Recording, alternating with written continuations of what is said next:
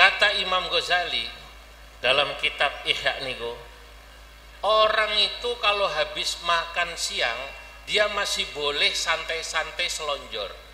Nek sampean bar makan siang tatamadda, silakan selonjor. Tapi ta'asya, kalau jenengan sudah makan malam, tatamasya, Anda harus melangkah. Ulama-ulama dulu menggabungkan antara ilmu nakli dan ilmu apa? Akli. Assalamualaikum warahmatullahi wabarakatuh.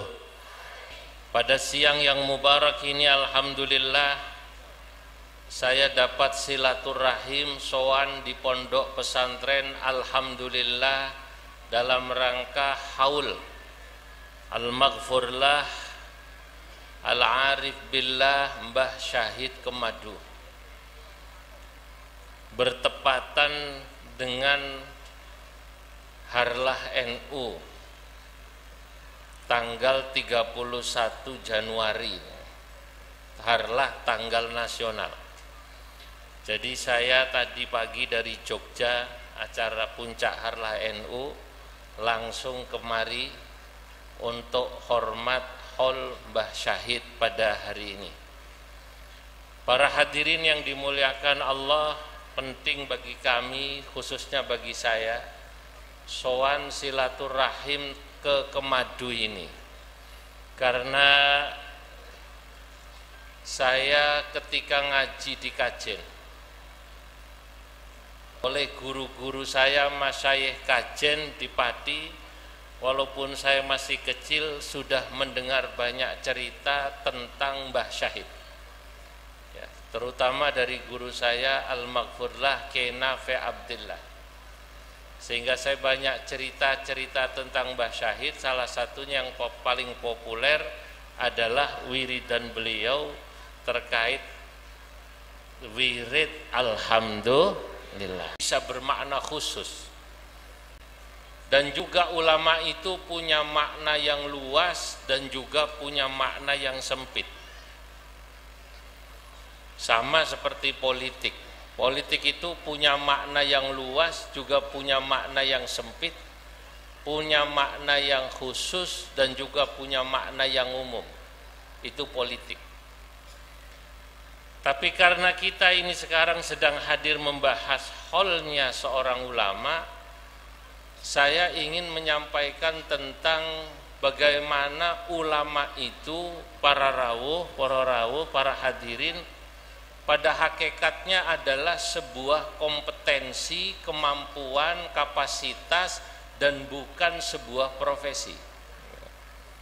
Jadi banyak orang menganggap sebagian kalau yang namanya ulama itu adalah sebuah profesi. Profesinya apa? Ulama. Itu ditulis wonten KTP. Profesi ini apa? Ulama. Bahkan ini rahasia, saya mau cerita tapi jangan ngomong-ngomong. Di Jakarta, tempat saya tinggal itu, saya pernah membaca di depan rumah seseorang, itu ditulis, tulisannya itu besar seperti pelang pondok, nama Fulan bin Fulan, dikasih gelar KH. KH kan umumnya kan diartikan Kiai Haji. Sebab sekarang ada juga yang bukan KH tapi terbalik, HK, hampir Kiai. Nah, Kiai Haji niku KH, nek hampir Kiai napa? HK. Dia tulis KH Fulan, kemudian ditulis jabatannya di bawah, penceramah berbagai macam televisi dan ulama kondang. Saya itu melihat tulisan itu batin.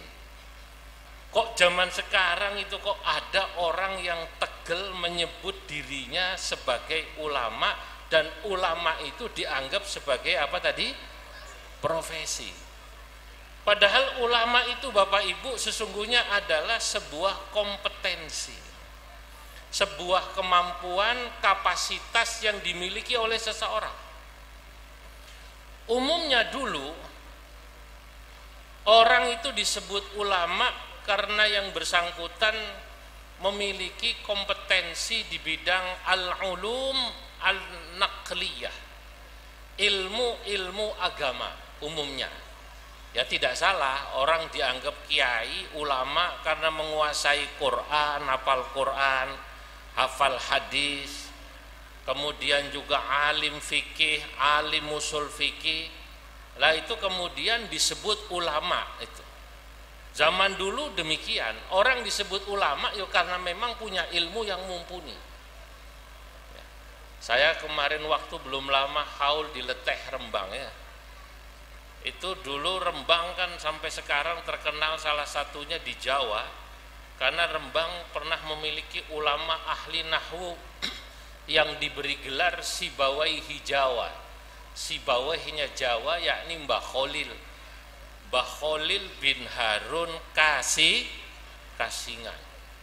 Dan juga Rembang memiliki ulama-ulama yang juga alim-alim seperti Mbah Zubair dan Mbah Bisri. Maka dalam syair saya sebut Khalilu najlu Harun ar-Rembani kadza Zubairu walidul Maimuni. Khalilu najlu Harun ar-Rembani, Mbah Khalil najlu Harun, putranya Mbah Harun Kasingan ar-Rembani yang asalnya Rembang. Kadza Zubairu, begitu juga Mbah Zubair walidul Maimuni, putra orang tuanya ayahnya Mbah Maimun bin Zubair. Itu karena keilmuannya luar biasa. Sanad keilmuan kawula ngaos niku dari Mbah Sahal. Mbah Sahal mayoritas selain dari Mbah Zubair itu dari namanya Syekh Yasin Al-Padangi, saking Syekh Yasin Mekah. Lah ini disebut ulama karena penguasaan keilmuannya luar biasa. Ilmu apa? Yaitu tadi ilmu tafsir, ilmu fikih, ilmu hadis. Nah itu namanya al-ulum an-naqliyah. Atau seorang dikatakan ulama karena yang bersangkutan juga memiliki kapasitas dan kompetensi di bidang al-ulum al-aqliyah, ilmu bangsa akal. Matematika niku namanya juga ilmu. Dan dua-duanya pada hakikatnya baik ilmu nakli maupun akli. Ilmu akli itu bangsa kayak matematika, biologi, fisika, nggih. Itu termasuk kedokteran, termasuk ilmu filsafat, termasuk ilmu psikologi. Ini namanya ilmu yang bangsa akal. Orang kalau memiliki kapasitas semacam ini, ya dia disebut ulama juga. Karena orang yang memiliki ilmu disebutnya dzu ilmin. Para rawuh yang dimuliakan Allah, kadang-kadang santri niku menganggap yang namanya ilmu itu ya hanya yang bangsa tafsir, yang bangsa Quran, yang bangsa nahwu dan sorof, fikih. Lah sayangnya begitu. Lalu kalau orang belajar matematika, fisika, biologi tidak dianggap ilmu. Wong riyen zaman kula mondok riyen. Itu kalau ada santri belajar matematika nilainya 5. Fisika, biologi nilainya 5, merah. Nek ditakoki, "Mat, lha kok matematikamu nilainya 5, Mat?" "Wis ora apa-apa, ora bakalan dadi pitakon kubur," katanya. Loh. Lalu meremehkan ini, Pak. Ini saya ingin katakan orang tidak boleh meremehkan ilmu-ilmu semacam ini, termasuk ilmu pemerintahan, ilmu politik, itu tidak boleh diremehkan. Cara berpikir semacam ini harus diluruskan. Ada santri yang sudah jadi ustadz di satu kampung, motornya mogok di jalan. Ketemu muridnya di musola, di masjid, muridnya sekolahnya STM. Kata muridnya, "Pak Ustadz, Pak Guru, monggo motornya saya lihat." nanti saya cek kenapa mogok. Wis ra usah, aku biasa ngene iki nek motorku mogok biasanya aku maca Fatihah ping 7. Ila hadrati ila hadrati ila hadrati gitu. Ping 7 maca Fatihah. Ternyata ya tetap tidak jalan-jalan karena apa? Bensinnya habis ya. Karena businya rusak. Nah, ini berarti orang meremehkan ilmu yang namanya ilmu akli. Loh, ilmu akli ini dulu dipelajari oleh para ulama. Kita baru bisa menghitung falak, ya, posisi matahari di mana, karena ada ilmu akli yang namanya matematika. Termasuk ilmu kedokteran. Yang namanya Syekh Abdul Qadir Jailani, yang namanya penulis kitab Ihya, yakni siapa? Penulis kitab Ihya sinten? Imam Ghazali. Imam Ghazali niki Masya Allah, dalam kitab Ihya pada bab adabut ta'am, adab makan, itu beliau betul-betul memperhatikan bagaimana ilmu kedokteran. Kata Imam Ghazali dalam kitab Ihya niku, orang itu kalau habis makan siang dia masih boleh santai-santai selonjor. Kenapa? Karena masih ada waktu nanti dia beraktivitas, insya Allah sore masih bisa gerak, ba'da maghrib gerak, ba'da isya gerak, dan insya Allah makanan yang dia makan akan terbakar. Tapi kalau habis makan malam, orang itu tidak boleh langsung selonjor dan tidur, karena itu akan menjadi sumber penyakit. Demikian kata Imam Ghazali, kama qalahul atibba, mereka mengatakan tagadda tatamadda. Nek sampean bar makan siang tatamadda, silakan selonjor. Tapi ta'asya, kalau jenengan sudah makan malam, tatamasya, Anda harus melangkah. Kenapa? Karena di situ kalau tidak Anda melangkah, berjalan minimal walau bimi'ati khutwatin, walaupun hanya 100 langkah, kampean akan menjadi sumber penyakit. Lah saya baca kitab ini menganggap, Masya Allah, berarti ulama-ulama dulu menggabungkan antara ilmu nakli dan ilmu apa? Akli. Bapak Ibu para rawuh, Imam Syafi'i niki adzan nggih, siratrin nggih. Saya lanjutkan, Imam Syafi'i itu adalah ulama yang beliau termasuk ulama yang mencoba menyempurnakan ilmu yang memang harus difahami dan dipelajari.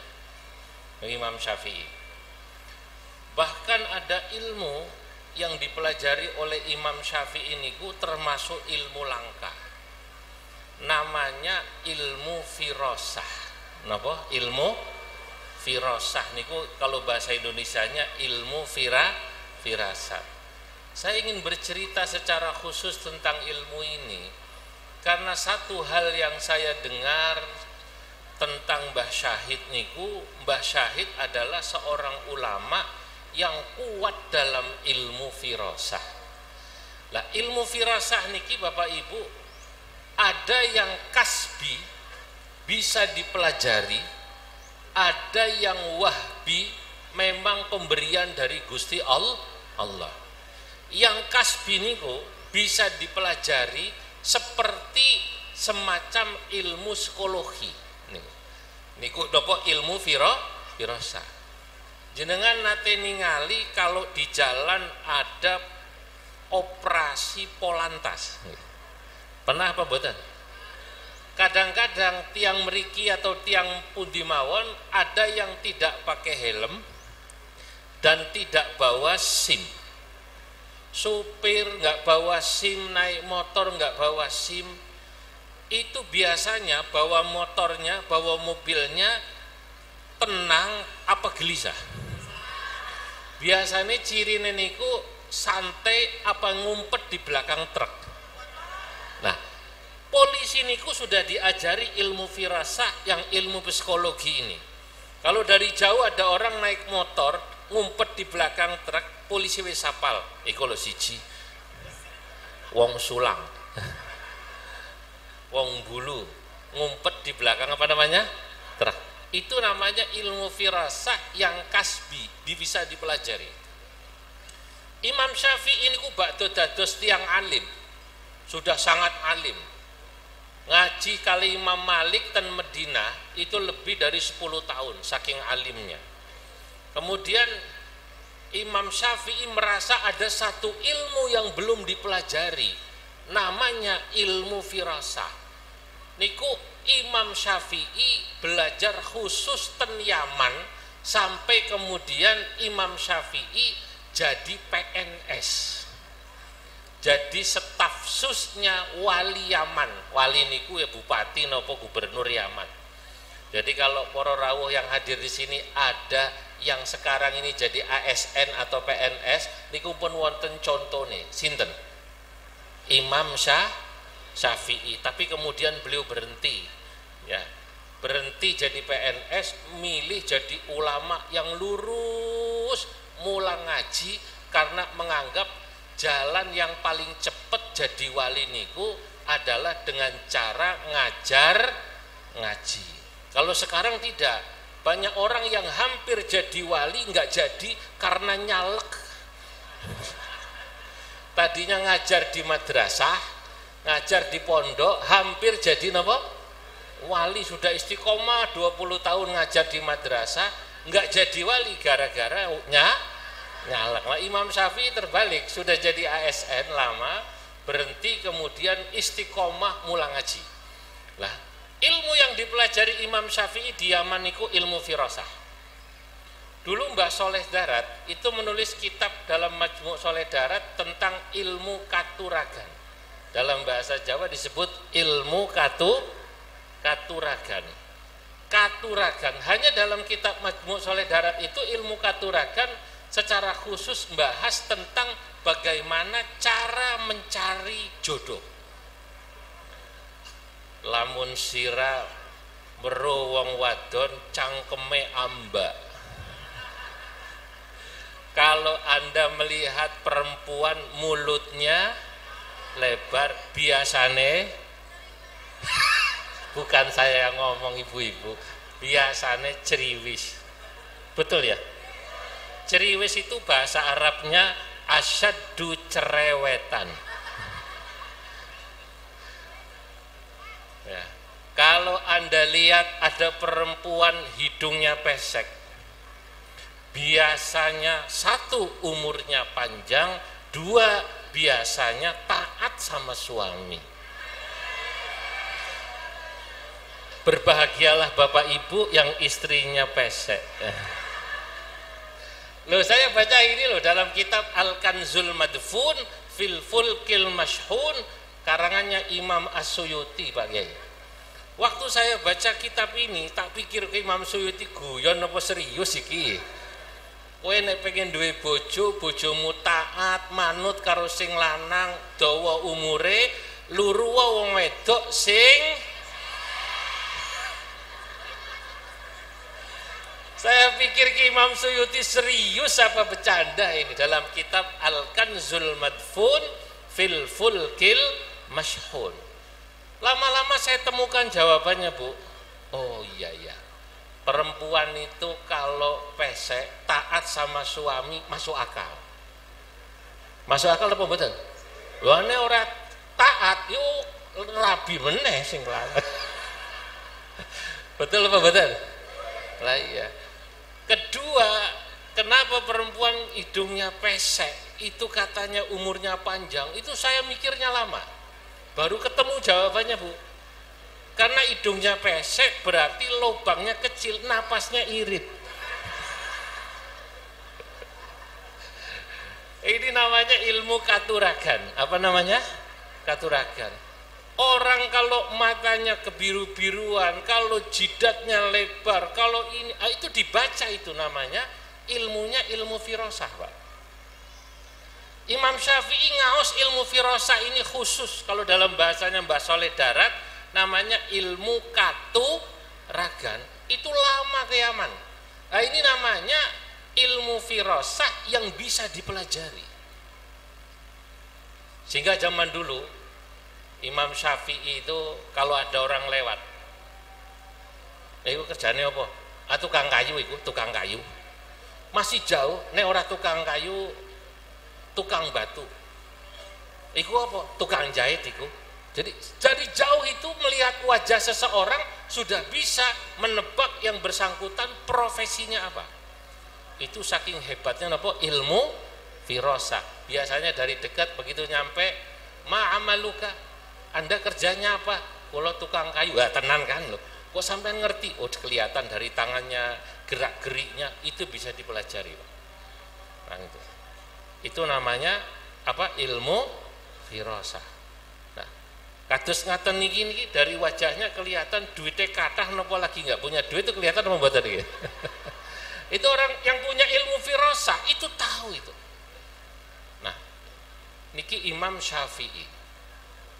Saking hebatnya ilmu firasanya Imam Syafi'i, cukup melihat wajah, murid-muridnya itu kagum dengan Imam Syafi'i. Dalam beberapa hal Imam Syafi'i niku tebakannya tepat. Satu ketika Imam Syafi'i sedang mengajar di masjid Mesir. Muridnya namanya Imam Ar-Rabi'.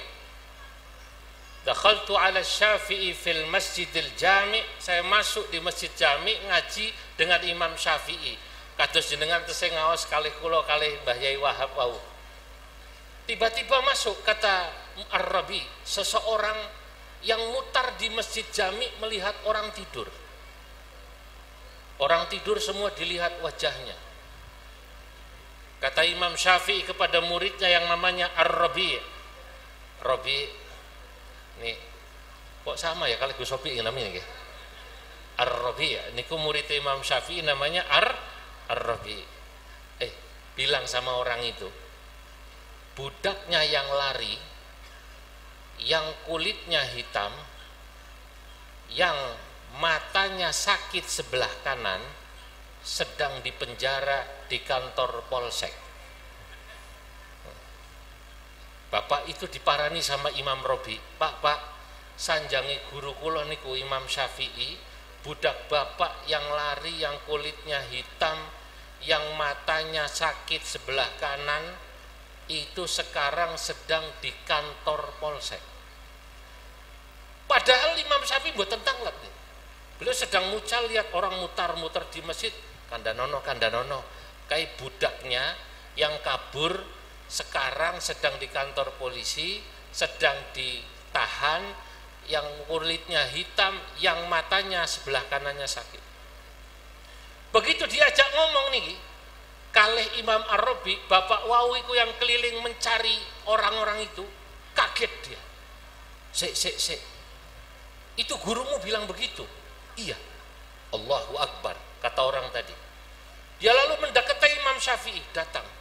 Assalamualaikum, waalaikumsalam. Syekh, tadi panjenengan bilang katanya budak saya yang kabur, yang kulitnya hitam, yang matanya sebelah kanan apa namanya? Sakit, ya. Katanya di kantor polisi. Iya, betul.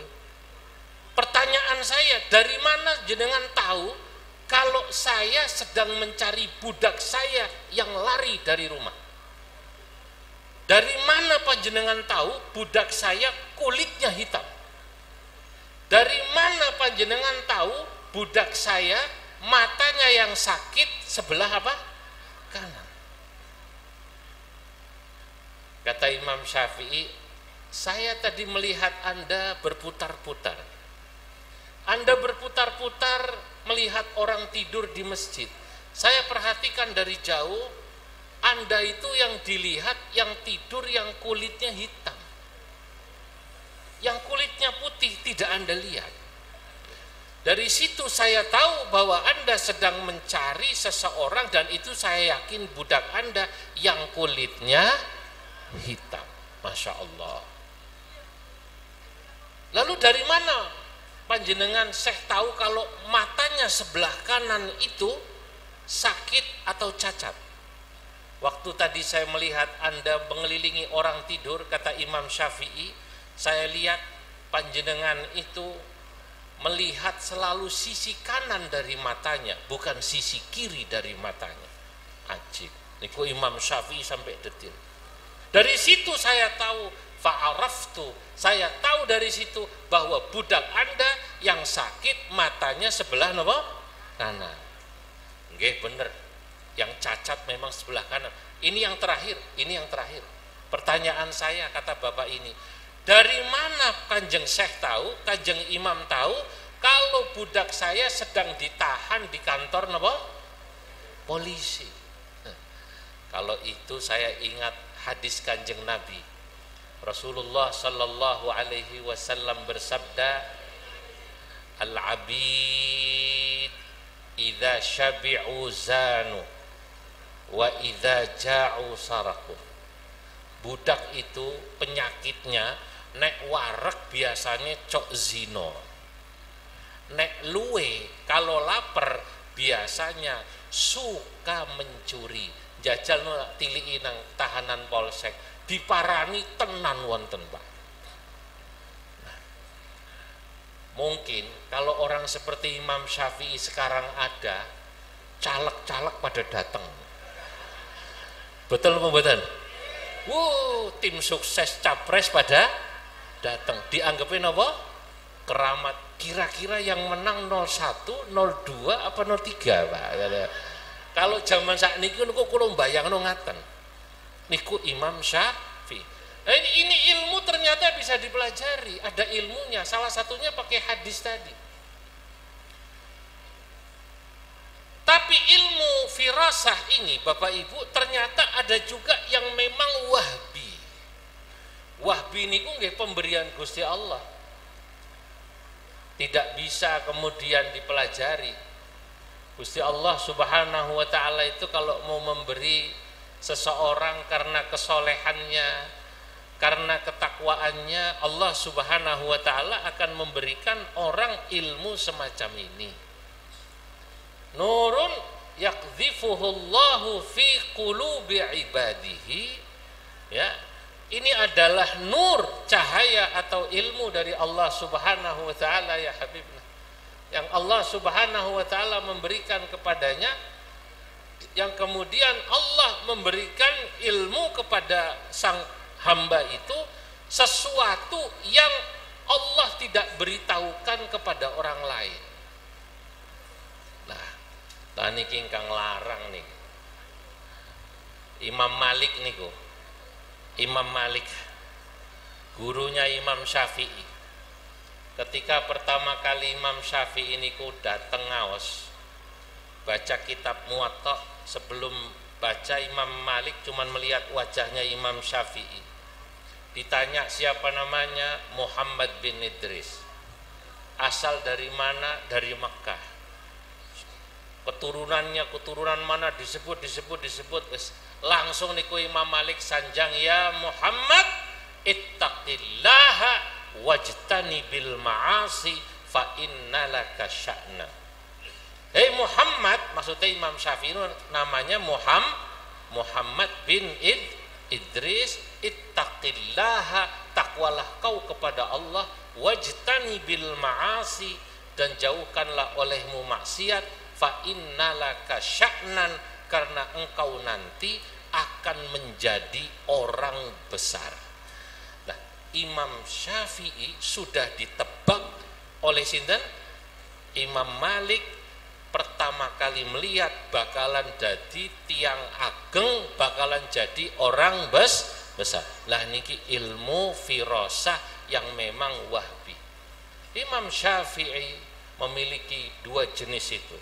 Firasah yang memang pemberian dan firasah yang memang itu dipelajari, dan Imam Syafi'i termasuk orang yang unggul. Hari ini para rawuh kita hadir di haulnya Al-Maghfurlah Mbah Syahid. Satu cerita yang saya tidak bisa lupa dari guru saya tentang Mbah Syahid adalah beliau itu termasuk ulama, kata guru saya, yang punya ainul basirah yang kuat. Sinten? Mbah Syahid. Ya tapi beliau ini dulu mondoknya di sarang. Ilmu naklinya sudah lengkap kuat, baru kemudian masuk di thariqah, sehingga kemudian Allah Subhanahu wa taala memberikan kelengkapan yang ini dua-duanya. Ilmu syariat nggih pun lengkap, dan juga ilmu tasawuf yang kemudian membuat beliau memiliki al-ulum al-qalbiyah yang bangsa firasah itu juga kuat. Mbah Syahid niku, saya masih ingat cerita guru saya saat di Hajen pernah didatangi seorang atau dua orang calon kepala desa. Napa? Dua orang calon kepala desa dari desa yang sama. Saya tidak tahu desanya apa. Ini kata guru saya. Itu hebatnya Mbah Syahid. Kata guru saya, Mbah Syahid didatangi dua orang calon kepala desa. Sebut saja yang satu namanya Edi, yang satu namanya Bawoto, misalnya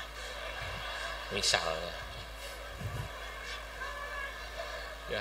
Oh, ada yang namanya Bawoto, ada ya, yang namanya Edi ada ya. Kata Edi, Mbah,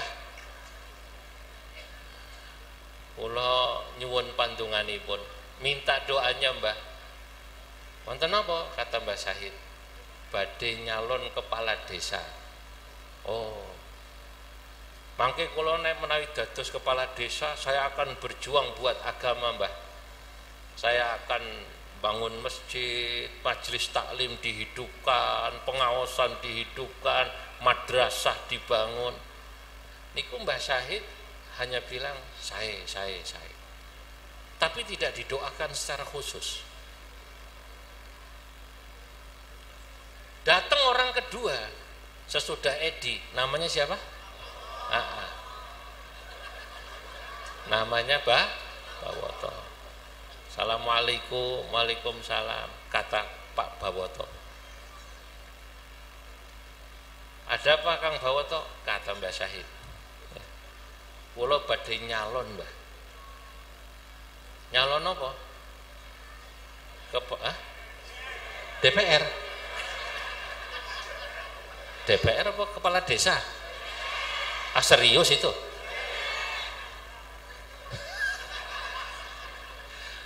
Nyalon kepala desa Mbah.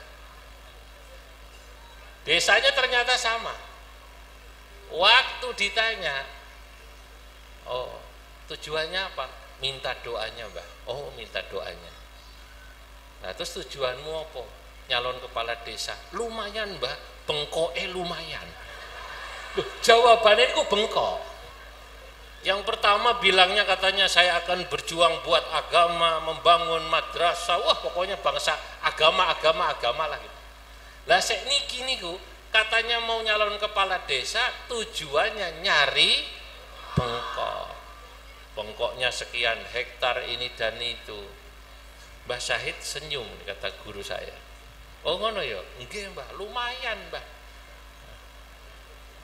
Kata Mbah Syahid, lah tapi kuwi nek sawahmu semono hektar, nek panen kuwi ono zakate to Bawoto. Nek dadi anggota DPR kuwi ono zakate wonten nggih? Nggih. Misalnya. Nah, Pak Bawoto ini yang kedua ini nanya pada Mbah Syahid, lho pinten Mbah zakate? Sawah kuwi nek biaya airnya mahal, zakatnya 5%. Kalau tidak pakai biaya air, sawah itu zakatnya berapa? 10%. Kata Pak Bawoto, hitung-hitungannya masuk Mbah, masih masuk. Masih masuk katanya. Artinya biaya kampanye dengan kemudian hasil panen dipotong zakat masih masuk Mbah, insya Allah sanggup Mbah. Kata guru saya itu, saya tertegun dulu diceritakan guru saya. Mbah Syahid doa, mendoakan Bawoto Pak. Nggih dadi ternyata. Dadi nggih. Jadi. Lah kata santri yang hadir termasuk mungkin guru saya, wallahu a'lam. Kalau saya alit diceritakan tentang Mbah Syahid itu. Mbah Syahid ditangleti. Mbah itu yang pertama nyalon. Bilangnya katanya mau berjuang buat agama, nanti akan bangun madrasah lah, inilah, itulah, masjid lah. Kok tidak didoakan? Tapi yang kedua, kenapa didoakan? Padahal yang kedua itu jelas-jelas mau nyari bengkok. Apa jawaban Mbah Syahid? Ini yang menarik, ilmu firasahnya. Wis yang pertama, ini kalau pakai bahasa Jawa kasar ya kan Jawa kasar. Kalau niki bukan orang Jawa, jadi Jawa saya Jawa kasar. Kui wong sing pertama, cangkeme. Cangkem itu halus apa kasar? Kasar. Kare cocot halus pundi?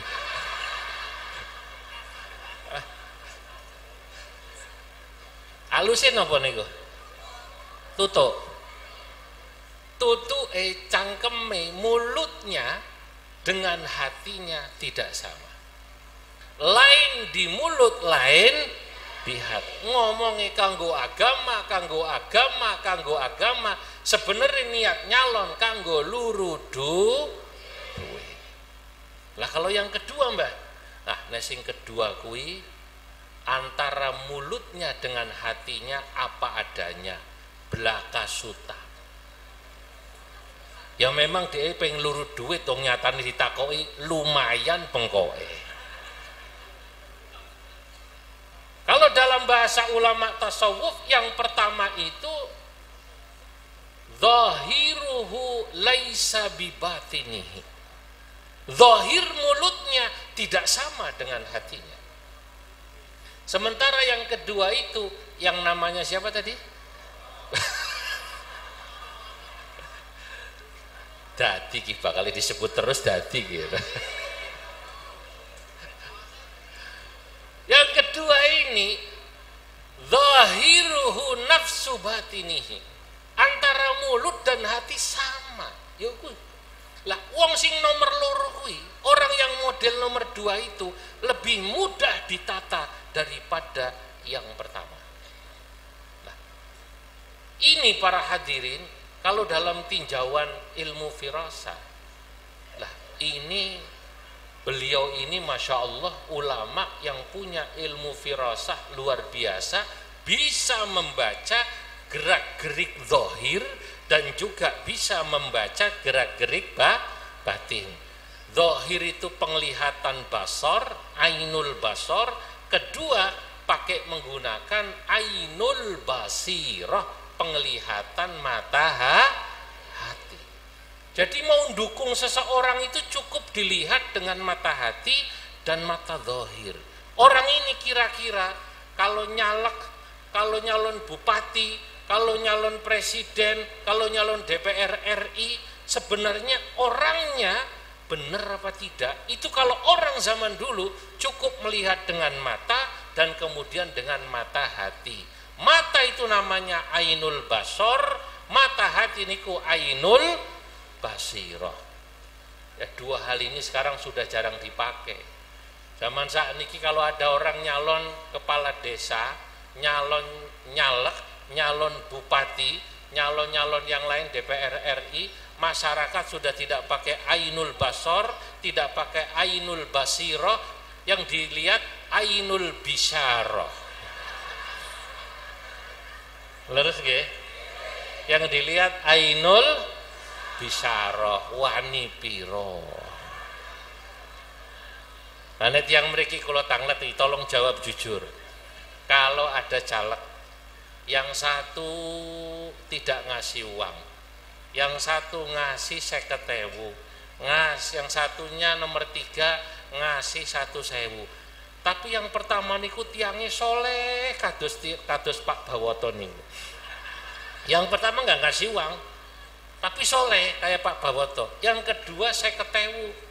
Tapi orangnya kurang jelas. Yang ketiga malah lebih rusak lagi, 100.000. Kalau di Sulang, kalau di Kemadu, kalau di Rembang, kira-kira yang dipilih yang nomor berapa?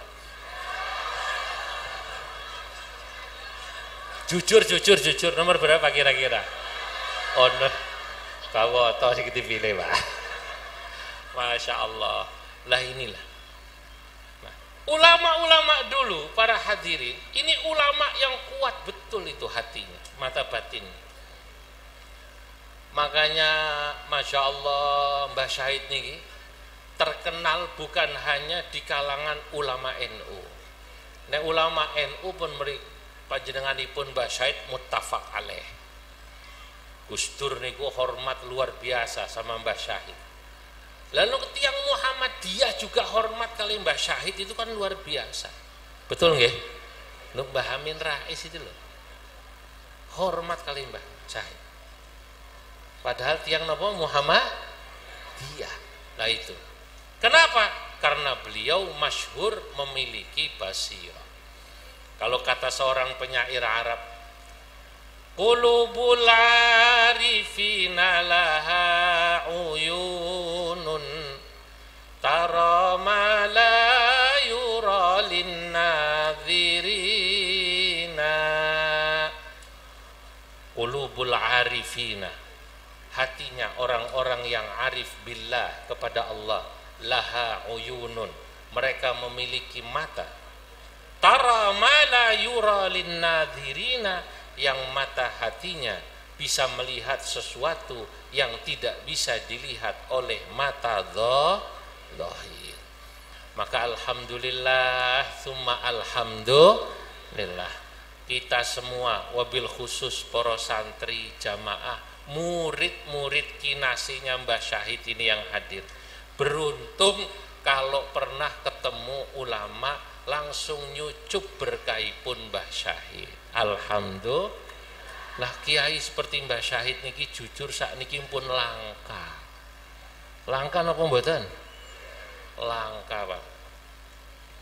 Ulama yang tawadhu, yang mukhlisin pun langka.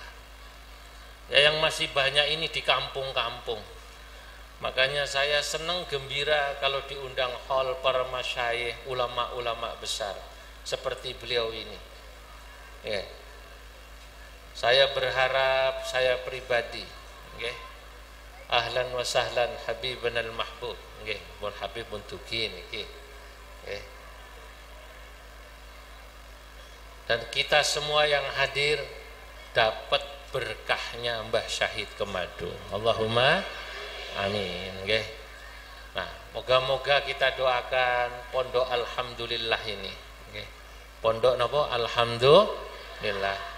Sepeninggal beliau di bawah Bunyai Syahid dan Gus Obi dan putri dan manantu, ya, insya Allah tetap berjalan istiqomah, amin.